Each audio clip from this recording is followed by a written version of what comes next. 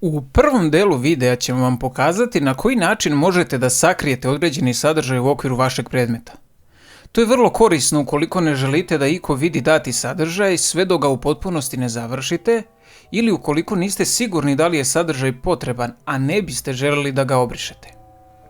Takođe, napominjem da promene na testu možete vršiti sve dotle dok neko od učenika jednom ne reši test. Od tog trenutka više ne možete da vršite nikakve promene na testu. Zato je neophodno da test učenicima bude nedostupan sve dotle dok ga u potpunosti ne završite. U okviru kontrolnog panela izaberite odgovarajući predmet, a zatim i odgovarajuću nedelju. U gornjem levom uglu kliknite na zelenu ikonicu kako biste uključili uređivanje nedelje. Nakon toga izaberite sadržaj koji želite da sakrijete i u njegovoj liniji sa desne strane kliknite na opciju Uredi. A zatim iz padajućeg menija izaberite opciju Sakrij. Primetit ćete da je sakriveni sadržaj pobledeo. Učenici sada ovaj sadržaj uopšte ne vide na svojim profilima. On je u potpunosti sakriven od njih. Izabrani sadržaj će biti vidljiv samo vama, sve dok se ne odlučite da ga ponovo prikažete.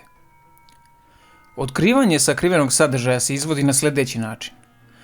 U liniji sakrivenog sadržaja kliknite na opciju Uredi, a zatim iz padajućeg menija izaberite opciju Prikaži.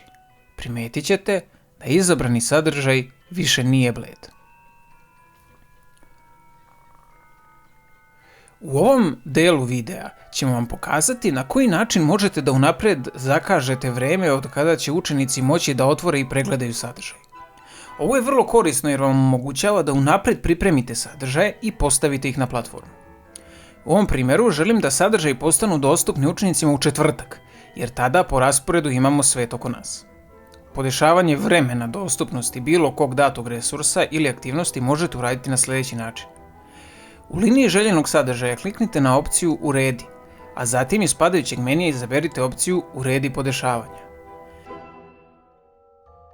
U okviru opcije Ograniči pristup, kliknite na dugme Dodaj ograničenje. Od ponuđenih ograničenja izaberite datum.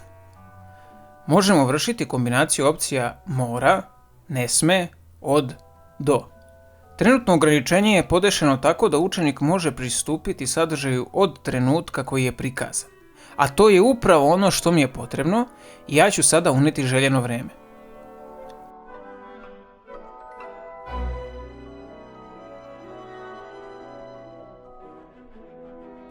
Poništavanje datog ograničenja vršimo klikom na ovaj X sa desne strane. Na kraju kliknite na dugme Sačuvaj i prikaži. Na ovaj način učenici će vidjeti dodate sadržaje, ali neće moći da ih otvore do navedenog datuma.